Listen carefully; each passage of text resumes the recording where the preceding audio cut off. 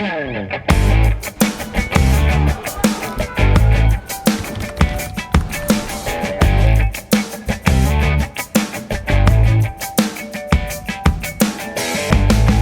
programa de hoje, vamos conversar com o professor de psicologia da UFRN, Alex Alverga. Ele também é membro da ADURN e integrou até o momento o grupo, o GT de transição do governo federal na área de direitos humanos, cuidando da área de direitos humanos e saúde mental. E conosco vai falar sobre essa temática tão importante, sobretudo nos momentos que vivemos e ainda estamos vivendo, de pandemia e também de tantas incertezas e imprevisibilidade, né? Tudo isso e muito mais aqui no nosso programa, incluindo também um outro tema muito importante nessa entrevista, que é a questão da saúde mental versus as redes sociais. Seja bem-vindo, professor Alex Alverga, ao nosso Espaço Cidadão. Muito obrigado, Robson. É um prazer conversar contigo e estou à disposição. Prazer tê-lo conosco. Eu inicio a nossa entrevista, pedindo que você possa compartilhar conosco uma visão panorâmica, dos principais assuntos que foram discutidos, nacionalmente, dentro dessa temática que é direitos humanos e saúde mental. Robson, esse tema, ele tem uma importância candente, em virtude da amplitude que a gente pensa a saúde mental como sendo algo não apenas relacionado à atenção em saúde, mas é importante dizer que o campo da saúde mental, para ele se realizar, ele necessita da articulação de um conjunto de outros setores da sociedade, É nesse sentido que pensar direitos humanos e saúde mental é justamente a possibilidade de colocar, em cena a complexidade necessária para a gente poder garantir um direito humano, que é o direito humano à saúde. Não existe direito humano à saúde sem a saúde mental. E se a gente pega o campo da saúde mental historicamente, ele é um campo que ele foi constituído como um espaço historicamente de violação de direitos, de estigma, de preconceitos. Não é à toa que a nossa própria lei 10.216 de 2001, que é a lei da reforma psiquiátrica, ela é uma lei que trata sobre direitos dessas pessoas, Então, não fosse, esse histórico que precisa ser reconstruído, reparado, reorientado. Então, a lei fala também de uma reorientação do modelo, que isso constitui, então, o ponto de partida, da nossa atuação. E um outro ponto importante de mencionar a respeito dessa pauta, a primeira condenação do Brasil, na Corte Interamericana de Direitos Humanos, se deu por uma situação de saúde mental, É o caso Damião Ximenes Lopes, uma pessoa que foi morta, numa clínica psiquiátrica no Ceará, um hospital psiquiátrico privado, mas conveniado com o SUS, e que, justamente por uma ausência de reparação, de acompanhamento suficientes, foi levado até a corte. Então, a primeira condenação do Brasil, que foi no ano 2006, e segue ainda com um ponto resolutivo sem o seu devido tratamento. O que coloca a importância da gente pensar, um campo de promoção dos direitos humanos e do enfrentamento dos estigmas, preconceito, mas também morte, torturas. É um campo bastante importante que seja conduzido também por essa compreensão dos direitos humanos. Perfeito. E quando a gente pensa na questão dos direitos humanos, e faz uma ligação com essa questão da saúde mental, você falou que a saúde mental vem sendo atacada das pessoas, individualmente ou até no plano coletivo. Acredito que a gente tem vários exemplos de ataques. Então, eu queria que você compartilhasse conosco alguns exemplos assim objetivos para que a gente entendesse de que formas a nossa saúde mental ela é atacada diariamente, muitas vezes a gente não percebe. Bom, é muito importante essa tua questão, até porque o campo da saúde mental, se a gente imagina que ele é resultante de um conjunto de outras situações, não existe saúde mental sem garantia de direitos. Aliás, os próprios parâmetros para a gente entender a qualidade, né, em saúde mental, seja dos equipamentos públicos, privados, de toda a rede, tem a ver com o quanto eles conseguem garantir de direitos, né? E aí, nesse sentido, a gente tem experienciado, né, ao longo dos últimos anos, uma situação de crise que se arrasta, se alastra, não só no Brasil, mas em todo o mundo, sejam crises econômicas, da insuficiência, né, que o nosso sistema social tem para dar respostas adequadas a proteger as pessoas, sobretudo as pessoas mais vulnerabilizadas. Então, você tem uma expansão da pobreza, da miséria, né, do desamparo. Você tem aí uma carga, né, importante com a pandemia, né, que de fato aprofundou, né, parte significativa dos problemas que a gente já tinha, mas aí trazendo um conjunto de situações, como a própria lida diária, né, com a morte, né, um tema bastante importante, mas que, infelizmente, a nossa cultura, de uma maneira geral, não responde, né, de uma maneira que consiga produzir uma rede de apoio ou mesmo considerar esse momento importante.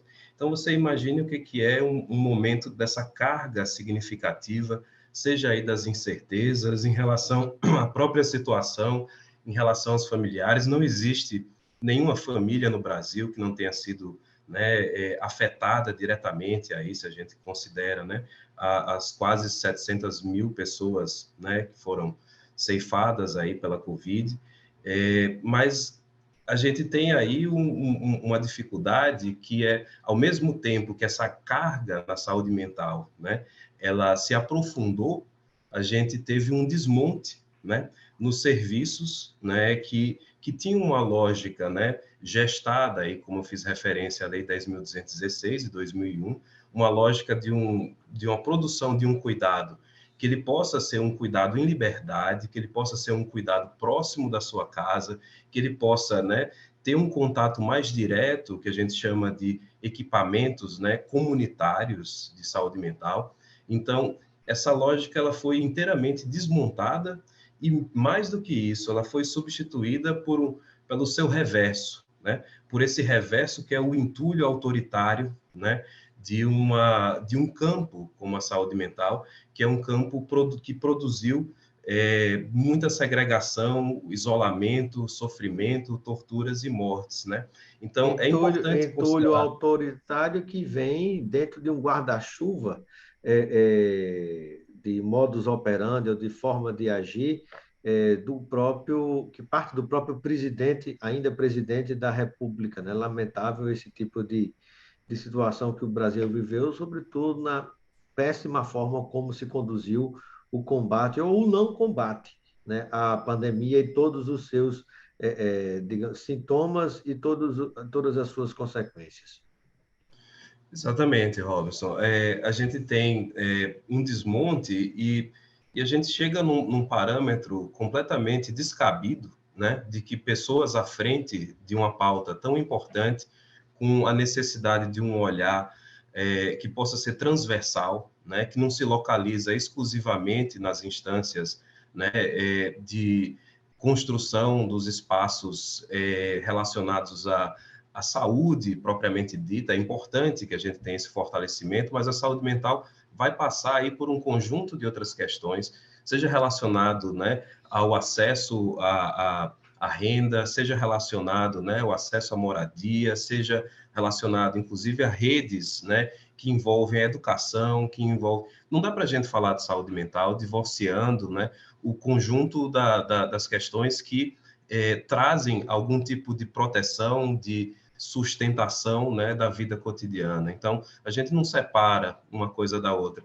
Então, quando o ataque acontece, né, a esse conjunto, e ainda por cima coloca pessoas à frente da pauta que são contrárias a essa pauta, ou que têm interesses corporativos, né, que valorizam um campo que, a rigor, né, se a gente pega a própria Lei 10.216, a reforma psiquiátrica no Brasil não é uma questão de opinião, ela é uma política de Estado, né? Diga-se de passagem, um projeto de lei lá do ano de 89, do deputado Paulo Delgado, né, do PT de Minas, mas que foi sancionada no governo Fernando Henrique, né? Então, a gente está falando de um movimento, né, de uma ampliação, né, dos direitos, né, que foi sustentada, né, por governos democráticos e que passa a ser sistematicamente desconstruída, né, e colocando em funcionamento uma lógica que amplia, né, os espaços asilares, coisa que é vedada pela própria lei de 2016. Perfeito. Estamos conversando com o professor de psicologia da UFRN, professor Alex Alverga. Ele integrou o núcleo de transição do governo federal que trata da questão dos direitos humanos ligada à saúde mental. E eu gostaria que você pudesse trazer para quem nos acompanha nesse momento, professor Alex, os principais tópicos, né, que foram eleitos nessas discussões em relação ao grupo de trabalho e que poderão vir a integrar, né, até em forma de políticas públicas ou de ações mais diretas, o governo do presidente Lula, né, dentro dessa área tão importante que são os cuidados com a saúde mental. Muito bem, Robson. Esse trabalho ele foi coordenado, né, pela deputada Maria do Rosário, uma pessoa da mais alta capacidade, né, para o trato com todos os temas de saúde mental. Ela que foi, né, ex-ministra, foi ministra, né, da Secretaria de Direitos Humanos da Presidência da República, no governo Dilma, e foi um processo muito intenso, né, muito participativo, né. Eu posso dizer que é realmente um momento doloroso de ver a situação em que a gente se encontra, né? Ver o tamanho do abismo, né, que temos aí para transpor, mas, ao mesmo tempo, foi muito gratificante, né, ver a participação das pessoas, e digo isso justamente pelo processo como foi conduzido, com várias escutas com a sociedade civil, né? Então, desde o primeiro momento, um momento participativo, né? Um momento que conseguiu dialogar com um conjunto bastante variado de todo o país, né? Com representações de movimentos da luta antimanicomial, da reforma psiquiátrica, antiproibicionistas, né? Movimentos da mais alta importância que têm feito uma resistência fundamental durante aí esses últimos anos e que é importante dizer que direitos humanos ele acontece pela radicalização da democracia participativa, né? É justamente um dos pontos mais importantes do que a gente tem, né, desse movimento de construção, é a radicalização desses espaços de construção colegiada, né, em que a sociedade civil tem ali o seu papel importantíssimo, né, e que foi relegado a segundo plano, quando não completamente destituída, né, os espaços de não só de diálogo, mas também de fiscalização, de cobrança, de definição dos problemas mais importantes. Então, direitos humanos avança na medida em que os movimentos de direitos humanos têm cada vez mais força e cada vez mais interferência no Estado, evidentemente mantendo a sua independência crítica, o seu papel, né, de responsabilidade, mas a gente entende que democracia participativa é método de direitos humanos. Sem isso, a gente não tem um fortalecimento.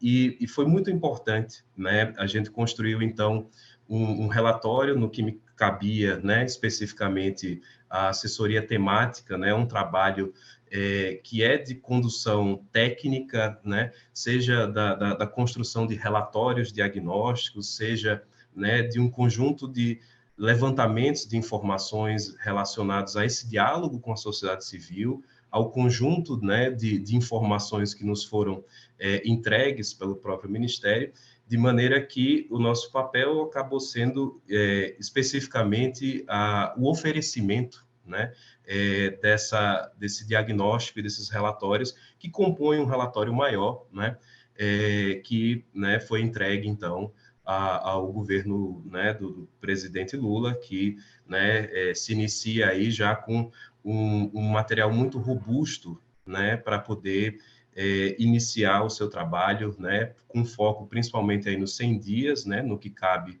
né, o próprio decreto que cria, né, esse gabinete de transição. Esse é o foco e esse foi o nosso trabalho.